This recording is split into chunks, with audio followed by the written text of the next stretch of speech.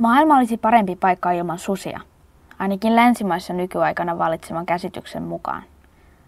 Eläinhistoriatutkijoiden kuten Otto Latvan ja Heta Lähdesmäen mukaan mikään eläin ei ole perusolemukseltaan lähtökohtaisesti hyvä tai huono olento.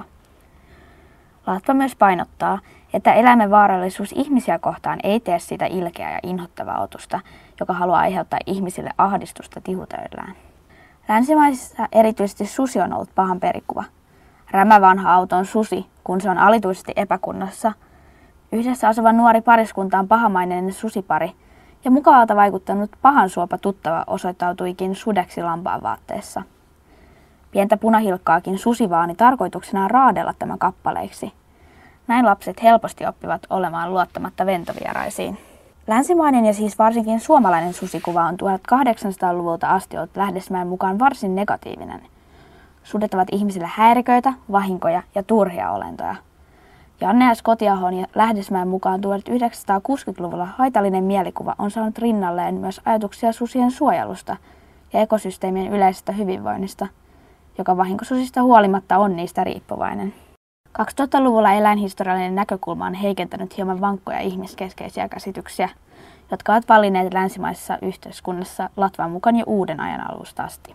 Tässä podcast-jaksossa me tarkastellaan sudesta muodostunutta susikuvaa ja paikkaa suomalaisessa yhteiskunnassa suhteessa susien historiaan 1800-luvulta nykyaikaan saakka. Me ollaan siis Turun yliopiston toisen vuoden historian opiskelijoita. Mä oon Ebba. Hirika. Kalle.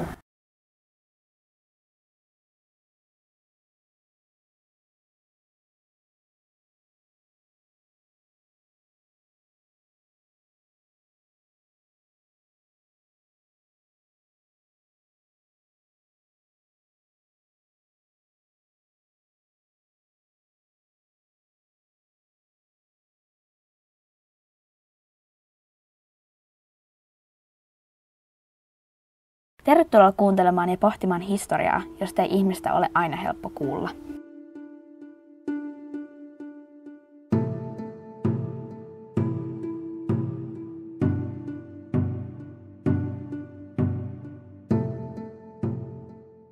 Jos lähdetään liikkeelle ihan mytologiasta ja susitarinoista. Just tosiaan susia ei ole aina nähty pahoina olentoina. Esimerkiksi toi äiti Susiluuppa Rooman mytologiasta, joka kasvatti Remuksen ja Romuluksen, mahtavan valtakunnan perustajat. Ja sitä sutta on myös pohjoisessa kulttuureissa nähty hyvin suojelevana ja villinä ja rohkeana soturina sen mukaan. Mutta niin kuin Samuli Huttunen kirjoittaa, niin sudet on tavallaan niin kuin siinä mielessä kulttuurin rajalla, että ne reviiritietoisuudellaan ja laumamaisuudellaan niin kuin tavallaan heijastaa ihmisistä sen villin puolen. Niin, ja no ehkä just tuolla Etelä-Euroopassa, esimerkiksi Italiassa, siellä on ehkä vähän helpompi ollut kans ihannoida niitä susia vahvoina ja rohkeina, koska sudethan on siellä pitkälti vuoristossa, missä on hyvin harvoin jotakin paimenia, kun sitten taas täällä Suomessa ne tulee oikeastaan niin kuin maatiloille ja metsien rajan, niin kuin lähinnä pihapiiriin. Kohtaamiset on paljon niin kuin useammin tapahtuvia. Joo, ja sitten tässä tulee heti mun mielestä esiin se, että se käsitys susista on tosi ihmiskeskeinen myös siellä muualla Euroopassa, koska se, että sudet nähdään tämmöisinä hienoina olentoina, jotka on auttanut perustamaan Rooman valtakunnan, niin sekin tavallaan on sellaisesta näkökulmasta, että sudet on hyviä silloin, kun ne on hyödyllisiä ja hoivaavia ihmisiä kohtaan. Ja sitten on semmoinen niin kuin yleinen trendi, mikä näkyy näissä tarinoissa ja eläinten niin kuin käsitteellistämisessä. Toi Otto Latva kirjoittaa tuossa artikkelissa tuosta Hyvä ja paha tieto kirjassa siitä, että kun eläimet alettiin uudella ajalla nähdä vähän semmoisina resursseina ja niin kuin historiattomina olentoina, niin sitten niitä oli myös helpompi hyväksikäyttää ja riistää. Ja tavallaan niin kuin se, niiden määritys kävi sen niiden hyödyllisyyden kautta, mitä niin kuin Suomessakin on esiintynyt tosi paljon. Niin, ja ehkä siinä kävi myös vähän niin, että kristinuskokin kääntyä ennäs eläimiä vastaan. Sitähän entisaikaan miellettiin, että kaikilla on sielu ja ehkä sitä kautta annettiin eläimille jopa vähän enemmän arvoa. Mutta... Joo. Ja just toi Otto Latva kirjoittaa siitä, että niinku luonto oli semmoinen mystinen ja hallitsematon silloin ennen uutta aikaa. Ja sitten siitä tuli semmoinen ihmisten resurssi. Tässä viikinkien mytologiassa noi Fenrir ja Hati nähdään pysäyttämättömänä luonnonvoimana ja ihmisen kaksipuoleisuutena. Että niillä oli just semmoinen niin kuin luonnon uskoissa, niissä on paljon enemmän armoa verrattuna esittää jopa keskiajalla, vaikka kristinusko oli, niin eläimille annettiin tiettyä auktoriteettia, mutta sitten teollistamisen mukaan on myös tullut se resurssimaailman korostuminen. Joo, ja sitten mun mielestä susi ei ole semmoinen tyypillinen esim. Tuotantoeläin tai maataloudessa oleva eläin, vaan se on ihmisten resursseille vähän niin kuin petoeläin. Niin sit siellä on helppo peilata niiden, niin vaikka ne on periaatteessa aika samanlaisia kuin ihmiset, että ne metsästää ruokaa ihan eläkseen. Ehkä ihmiset on sinänsä rinnastettavissa susiin. Niin on.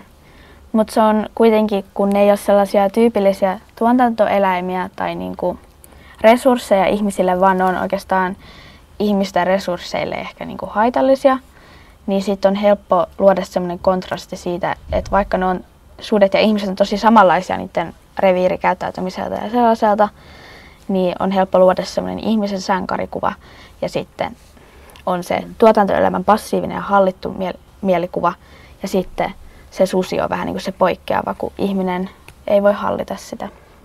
Ja tämähän erityisesti kärjistyy tuossa 1800-luvun puolenvälissä loppupuolella nälkävuosissa Suomessa, kun oli se pieni jääkausi, niin silloin ei pystynyt kasvattaa viljaa, jolloin Suomi palautuu tosi paljon tuohon karjan pitämiseen. Mutta mä oletan, että niin susien kansaalis tai kasvissyöjät ei selviytynyt kovin pitkään metsissä, niin sitten käy järkeen, miksi sudet lähti enemmän lähestymään ihmisiä siinä.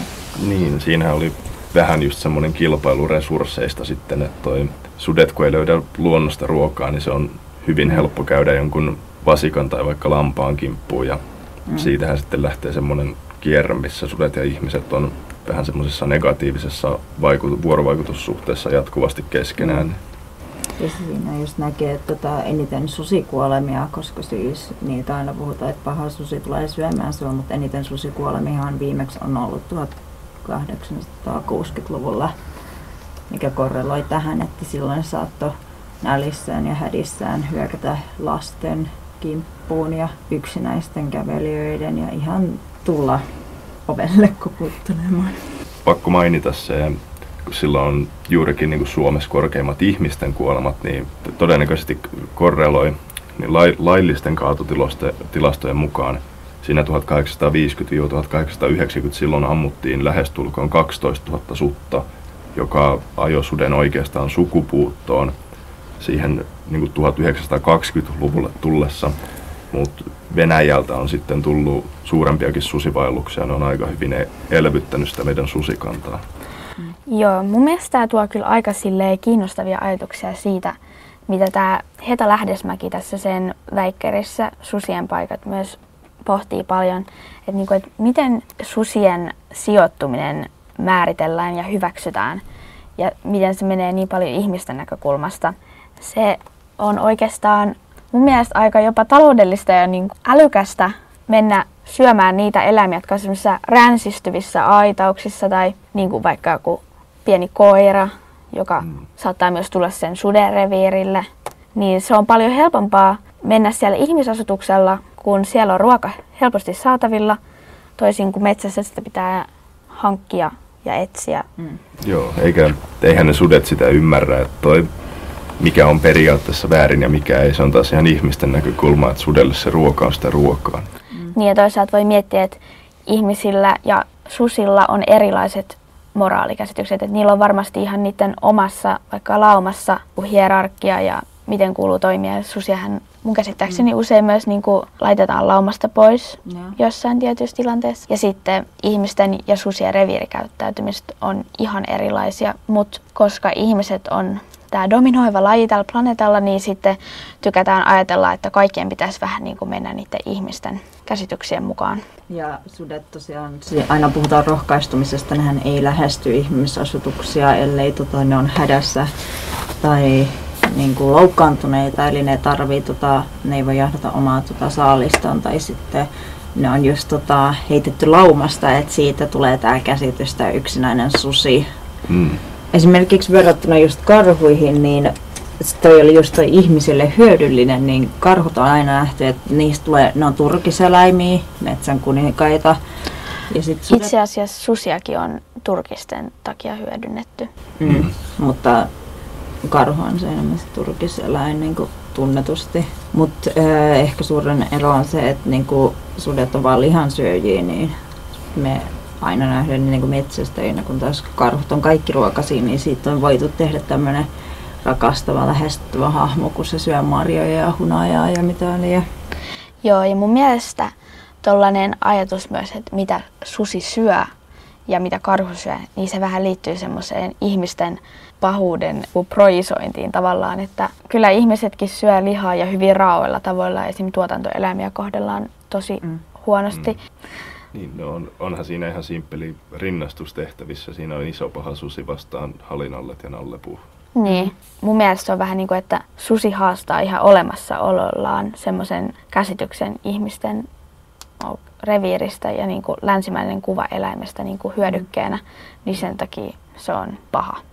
Joo, ja no yksi mielenkiintoinen kehitys sitten, kun 1900-luvun myötä saatiin Venäjältä niitä susivaelluksia, mitkä sitten loppuisi siinä 80-luvun lopussa, kun Neuvostoliitto rakensi vähän vahvempaa raja-aitaa, mutta sieltä kerkesi kumminkin suurin piirtein silleen keskimäärin 100 yksilöä vuodessa tulemaan.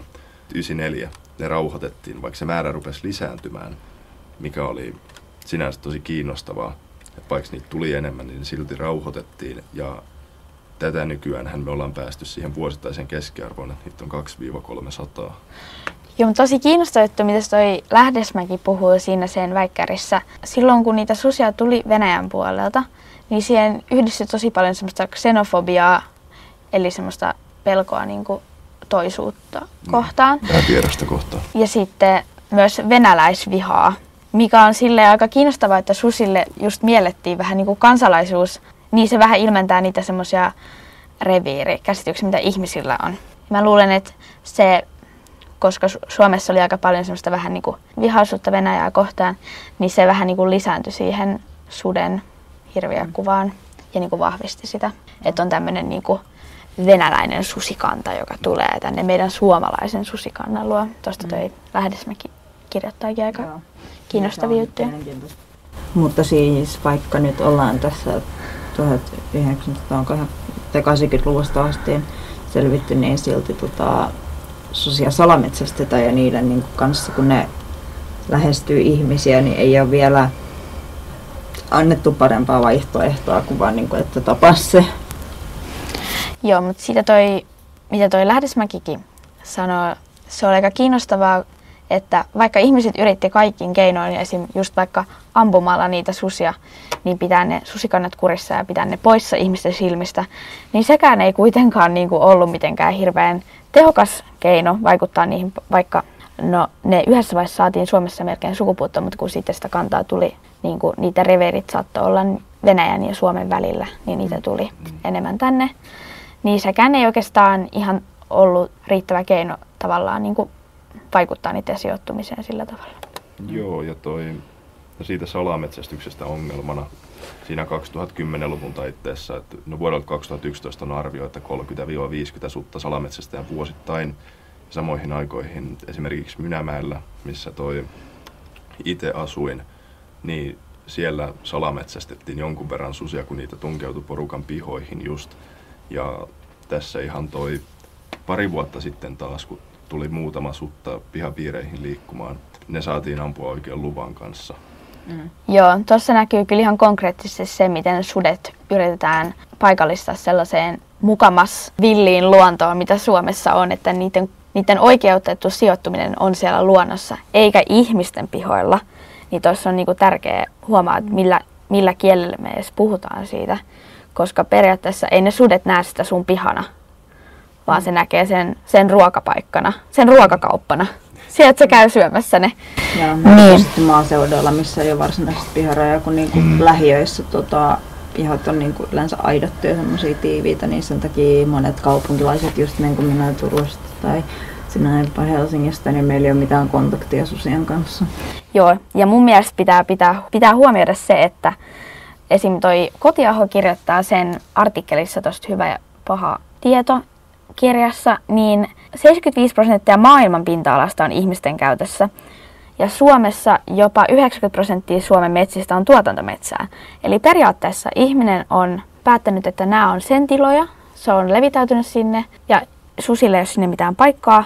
Mutta susille ei enää ole hirveän paljon paikkoja, mihin mennä, jos halutaan, että ne menee semmoiseen koskemattomaan villiluontoon, kun sellaista Suomessa ei kyllä juurikaan ole. Lähdismäen väikkärissä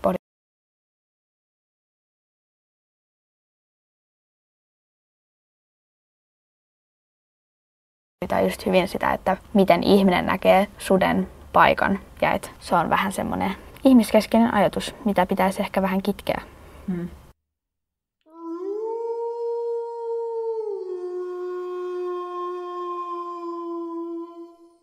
Sitten tässä lopussa olisi vielä hyvä puhua siitä, että miksi susista ja tällaisista epämiellyttävistä eläimistä olisi tärkeää puhua ja huolehtia. Aika tärkeää ottaa huomioon semmoinen ympäristöllinen näkökulma, moraalisten ja tämmöisten eläinhistoriallisten näkökulman lisäksi. Koska sudet ei ole kehittynyt sattumalta, ne ei ole mitä noi Lähdismäen käyttämät aineistot kuvas vahingoiksi. Ne on tärkeä osa ekosysteemiä ja biodiversiteetin puitteissa niillä on myös itseisarvo, kuten toi Kotiahokin muistuttaa sen artikkelissa. Ja ylipäätään niin kuin ihmiset on ajanut todella monta selkärankasta lajia jo sukupuuttoon. Viimeisen 50 vuoden aikana 2/3 maailman selkärankaisesta WWF:n mukaan. Yeah. Että onko ihmisillä oikeus päättää, mitkä eläimet saa ja mitkä lajit saa jatkaa elämistä. Niin ja onhan toi susista on ihmisille siinä ihan hirveä hyöty, että ne pitää esimerkiksi peura- ja hirvikantaa kurissa. Että ihmisten ei sit tarvitse toi ihan kaikkea työtä itse tehdä, koska jos mikään ei pidä peurojen ja hirvien lisääntymistä kurissa, niin niitähän tulee aivan liikaa ja siitä sitten syntyy ihmisille oikeastaan susiakin isompi ongelma. Niin ehkä tässä ihmiskeskeisessä maailmassa, missä on ihmisten ehkä vaikea herätä tähän luontokriisiin niin kuin eläinten näkökulmasta, ainakin jos se argumentti käännetään tälleen ihmiskeskeiseksi, että se just toi Kalle mainitsema peura- ja hirvikantojen kurissapito on ihmisillä lopulta tosi hyödyllistä. Ja toi Kotiaho myös kirjoittaa siitä, että köyhyys, pakolaisuus, konfliktit ja luonnonkatastrofit lisääntyy, jos nämä ympäristöongelmat ei taltutu. Kun ne tulee ihmisten alueille, niin ongelma on se, että pitäisi rauhoittaa sille luonnolle oman alueen, että just ihmiskeskeisesti niistä ei tule ongelma ihmisille, mutta myös, että niin kun sudet vois olla rauhassa ja ei ahdingossa. Niin toisaalta mä en näe, että toi on niinku kestävä ratkaisu sen takia, koska mun mielestä, nyt kun mä oon niin paljon lukenut näitä aineistoja, niin mun mielestä se ei ole ihmisen tehtävä määritellä, missä eläimet saa olla, koska tää on kuitenkin kaikkien planeetta. Ja mun mielestä se yhteistyö ja yhteiselo suisi paremmin, jos eläinten paikkoja ei määriteltäisi niin paljon ja esim. Niin kuin eläinten vääränlaista sijoittumista ei rankaistaisi vaikka ampumalla ne. Että mun mielestä, jos ihminen haluaa pitää niiden vaikka pienet lapset turvassa, niiden eläimet ja pikkukoirat pois susien ruokalistalta, niin olisi tärkeää, että ne sitten vahvistaa ne niiden mukamas omistamat alueet tarkasti, että ne vaikka laittaa semmoiset hyvät aidat, ettei susi pääse sinne, jos sitä ei kerran sinne haluta. Mutta mun mielestä se on väärin määritellä se paikka sen suden puolesta.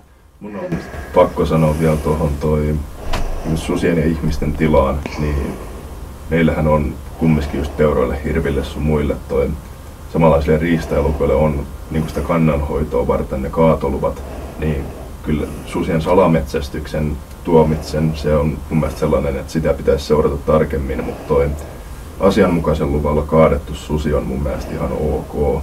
että kyllä semmoista tietynlaista toi niin kannanhallintaa täytyy hoitaa. Ja just kun nykyään varsinkin pihapiiriin tulevat sudet, niin niillähän on vesikauhu tai ne on just jotenkin vammautuneita, että ihmiset on oikeastaan lähestulkoon niitä ainoa ruoka joidenkin niin kuin ihmisten karjan kanssa, niin jos muutama susi vuosittain luvalla tapetaan, niin se on mun mielestä raaka tosiasia, joka täytyy hyväksyä.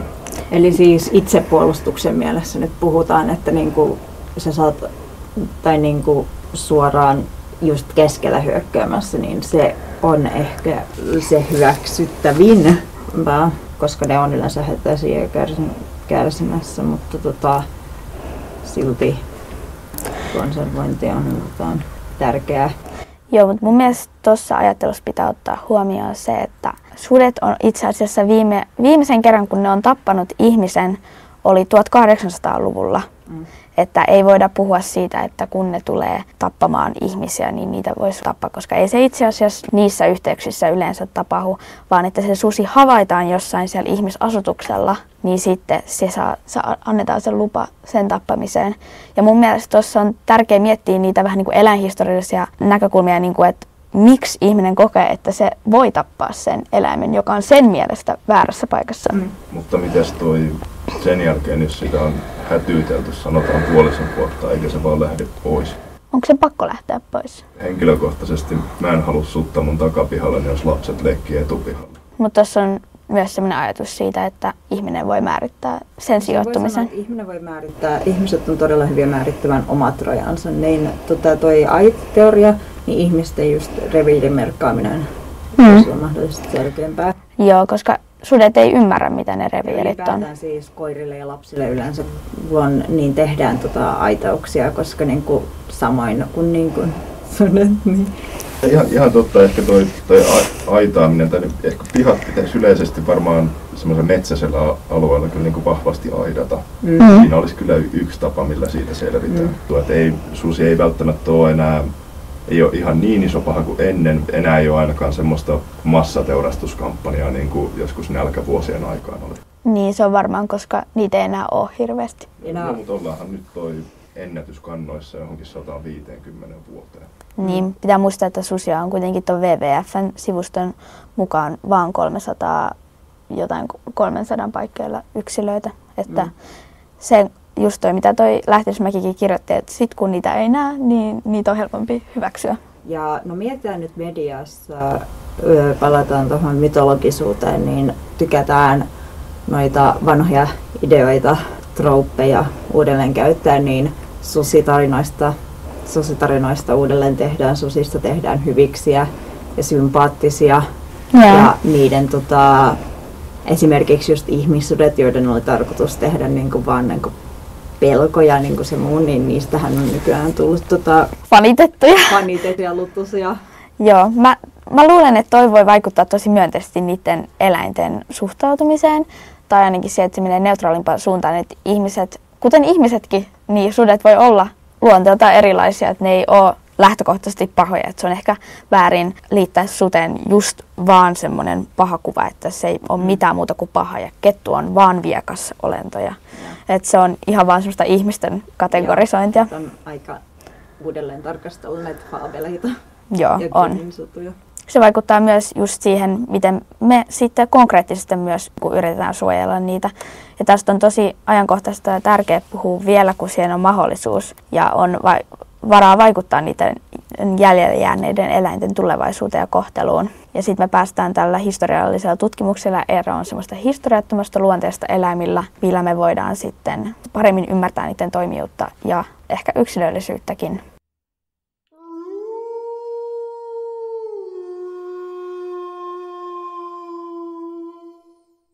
Ihmiset pelkää tekoälyn kehittymisen myötä sitä, että robotit ottaa ihmiskunnasta jonain päivänä vallan. Ehkä se on pikemminkin ne sudet ja muut selkärankaset, joita me ollaan satoja vuosia kohdeltu kaltoin, jolla on tähän mennessä syytä vastarintaan. Kiitos tosi paljon, kun te kuuntelitte tämän podcastin. Jep, oli kyllä tosi mielenkiintoista olla täällä keskustelemassa. Saatiinkin hyvä keskustelu aikaiseksi ja tosiaan kiitos, kun kuuntelitte.